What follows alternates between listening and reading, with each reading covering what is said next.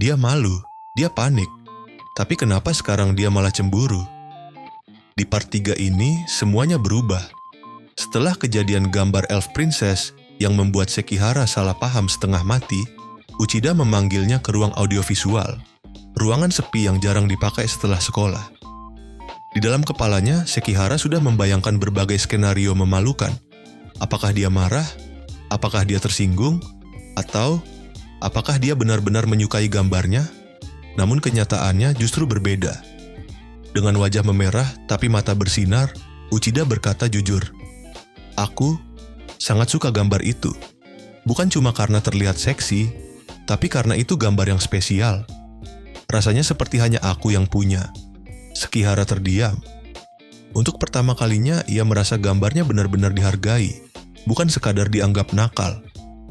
Karena merasa berutang budi atas apresiasi itu, Sekihara dengan polos berkata, "Kalau begitu, aku harus membalasnya." Uchida hanya bercanda, apapun satu permintaan. Namun Sekihara, yang otaknya sudah kebanjiran fantasi liar, tanpa sadar berkata, "Nude sketch, tolong." Ruangan mendadak sunyi. Uchida menatapnya dengan ekspresi campur aduk antara panik dan tidak percaya. Sekihara sendiri langsung sadar ucapannya fatal. Wajahnya memerah seperti tomat matang. Tidak, maksudku bukan begitu." Dalam kepalanya, Sekihara membayangkan berbagai kemungkinan buruk. Uchida menganggapnya aneh. Uchida menyebarkan rumor. Uchida menjauh darinya. Semua skenario itu berujung pada satu kata besar, bad end. Sementara itu, Uchida, yang sebenarnya hanya gugup, akhirnya berkata dengan nada setengah putus asa, "Kalau itu satu-satunya cara agar kamu memaafkanku, aku akan melakukannya." Sekihara makin panik. Dia tidak ingin Uchida melakukannya karena terpaksa. Akhirnya, Sekihara menarik napas dalam-dalam.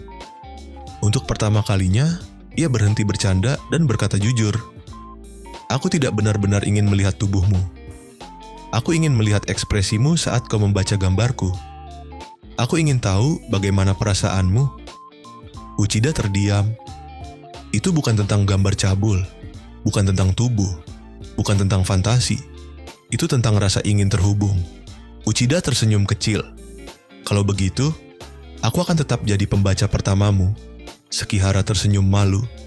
"Dan kau akan tetap jadi model inspirasiku." Sejak hari itu, mereka tetap bertukar buku, tetap menyelipkan surat kecil, tetap membahas adegan yang over the top. Namun sekarang ada sesuatu yang berbeda. Bukan hanya rasa penasaran, bukan hanya ketertarikan, melainkan rasa saling percaya. Dan untuk pertama kalinya, Sekihara menggambar bukan hanya dengan fantasi, tapi dengan perasaan. Setelah Uchida benar-benar melepas kaosnya untuk menjadi model, suasana ruang audiovisual berubah total. Sekihara awalnya panik. Ia tidak menyangka Uchida akan benar-benar melakukannya. Namun ketika melihatnya berdiri dengan gugup namun serius, sesuatunya berubah. Bukan lagi tentang nude sketch, bukan lagi tentang fantasi anehnya, melainkan tentang seseorang yang dengan tulus menepati janji. Sekihara menarik napas dalam-dalam. Ia mengangkat pensil, matanya tajam. Ketika seseorang menuangkan seluruh perasaannya pada sesuatu yang dia suka, disitulah dia paling bersinar. Uchida memperhatikan. Sekihara tidak lagi menggoda, tidak lagi tersipu berlebihan. Ia benar-benar fokus menggambar. Dan Uchida mulai menyadari, dia cantik saat sedang serius seperti ini. Tiba-tiba terdengar suara langkah di luar ruangan. Seseorang hampir membuka pintu. Panik. Sekihara menarik tangan Uchida ke bawah meja. Mereka berdua bersembunyi. Ruang sempit, terlalu sempit, lutut bersentuhan, bahu menempel, jarak mereka nyaris tidak ada. Uchida membeku, Sekihara juga membeku. Detak jantung keduanya terdengar jelas. "Aku terjepit di sini dengan seorang perempuan. Aku terjepit di sini dengan seorang laki-laki. Tidak ada yang berani bergerak." Dalam keheningan itu, mata mereka bertemu. Sekihara biasanya terlihat polos dan canggung, namun kali ini, ia terlihat lembut. Matanya berbinar. Uchida merasa wajahnya panas. Kenapa dia terlihat sangat imut sekarang? Sekihara sendiri mulai goyah. Ia menyadari sesuatu. Ini bukan lagi sekadar permainan menggambar. Ada perasaan lain yang perlahan muncul. Saat situasi kembali aman, mereka keluar dari persembunyian. Sekihara menunduk. "Maaf, aku membuatmu melakukan hal aneh." Uchida menggeleng cepat. "Tidak, kau menggambar apa yang kuminta.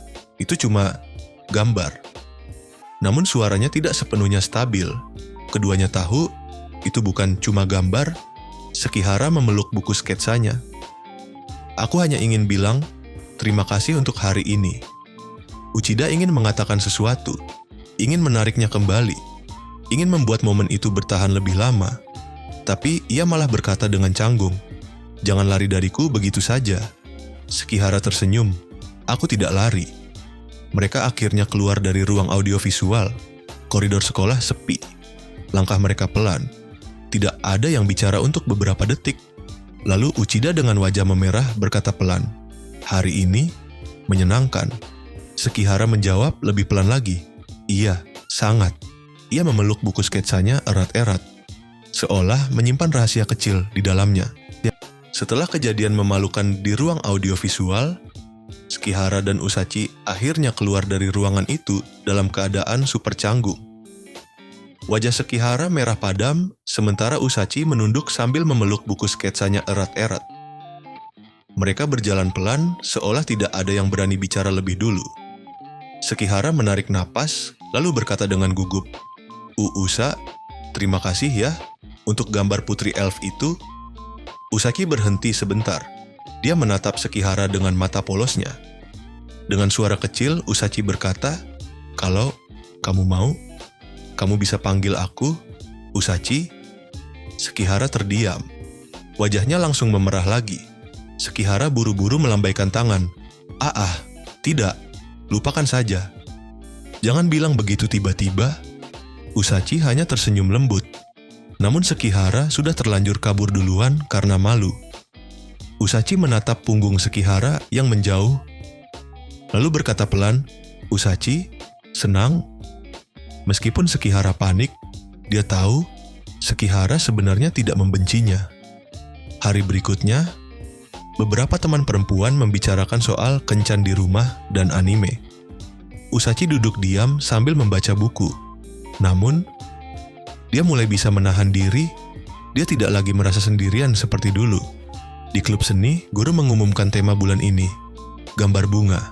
Semua murid menggambar bunga mawar. Tapi Usachi malah menggambar sesuatu yang lain. Dia menggambar Bara dan Yuri, karena itu yang dia suka. Teman-temannya langsung heboh. Yukane datang sambil tersenyum tajam. "Usachi, kamu juga suka hal seperti itu ya?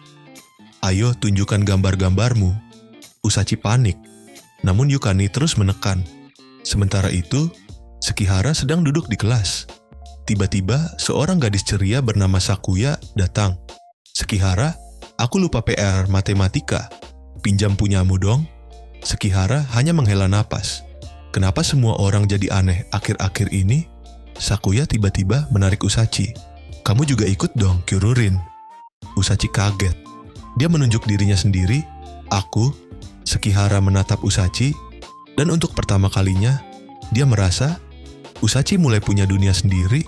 Meskipun semuanya masih canggung, meskipun Usachi masih sering salah bicara, dan Sekihara masih sering panik, namun mereka mulai lebih dekat.